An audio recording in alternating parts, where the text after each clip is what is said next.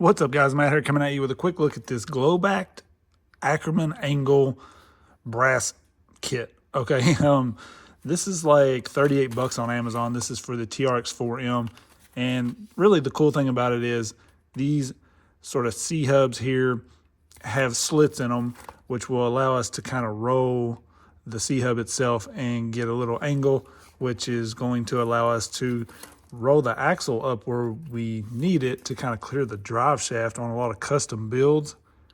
So you can see how this, once we put high clearance links on here, the drive shaft sticks out and hits a lot. So you can adjust your upper links on this one. I'm not going to be able to right now until I change the upper links because I'm still running the stock uppers, which have no adjustment. But we would adjust the top out, roll this axle up, and then use these to get the angle on it that we want. So we'll tear into these, we'll get them installed, and I'll show you exactly what I'm talking about. But these do come with your outer steering blocks, the C hubs, and then you get the brass diff covers for like 38 bucks. So I'm not gonna be using these brass diff covers on this because I already have an Injora on the front and Injora on the rear. So we'll use those on something else, but pretty cool it comes with it.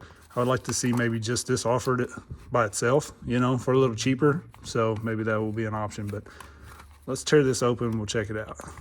So I'm really just wanting these. I think I have brass inner and outer on this already. So you can see the slit in here, the slot. So it's gonna allow us to kind of roll that a little bit. Let's pop this wheel off. Take a look at what we got on here. These wideners, it's probably not going to come out of there, but these are some really good wideners. I'll try to link them in the description. I like that they fit the TRX4M, but it gives you a wheel nut that is SCX24, like standard size. Much easier to fit on a lot of wheels versus the big wheel nut that we normally get with the 4M. So I'm going to try to just reuse these Injora knuckles since I already have them on here. So we're just gonna get down to the C hub, remove it, and then try to put the Injoras on here. See if they're compatible. If not, we may have to change that. So you can see our standard one here just has 2 screw holes. So you can see here how we can adjust this. So when we roll this axle up to clear the drive shaft, we can then roll this back. Very nice. All right, so don't forget to put your bearing in first because these screws kind of hold the bearing in a little bit, but you can see how we can roll that now. So if we roll this axle up to get the drive shaft out of the way, we can roll those back. All right, so I'm gonna try to kind of show you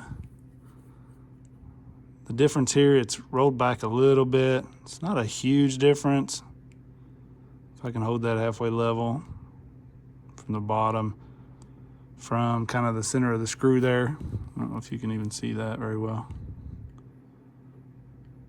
So it's rolled back a decent little bit. My main issue with these is the screws tightening it into the housing are very tight. I mean, as tight as I can get them without, I'm gonna strip these screw holes on the housing tighter than I normally tighten anything down on these trucks, and this moves. So in my opinion, it's a good idea, but I think we almost need like a grub screw going into the side. So once you get this set where you want it at the angle, you can just kind of run that grub screw in, maybe even one on each side, you know, so that you can run those in and it kind of pins against the screw and will hold it where you want it. So for me, not gonna work very well in my opinion. For the $30, you're getting all of this brass, so it's not a bad price for just brass. If you wanna try to wedge something in there beside the screw maybe, or something to keep it still, that could possibly work. But I don't know if I'm even gonna bother running this. I don't really want to deal with that. And I mean, that's not going to take a lot of abuse. They are a little bigger down here versus what I had. So that's just clearance you're gonna lose, you know. Any extra right there is just something more you're gonna drag. And these TRX4M axles already drag right here like crazy. It's really why I don't use them for custom builds much. It seems like I'm just always hung on the diff cover. I do have Injora's new diamond axles coming for the TRX4M, and it changes this up a little bit. It's more rolled, so I'm hoping those will work well. Definitely going to be putting those on a new build. So I don't know. You guys let me know what you think about it.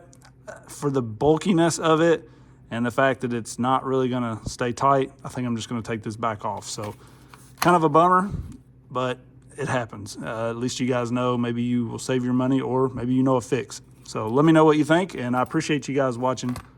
Peace.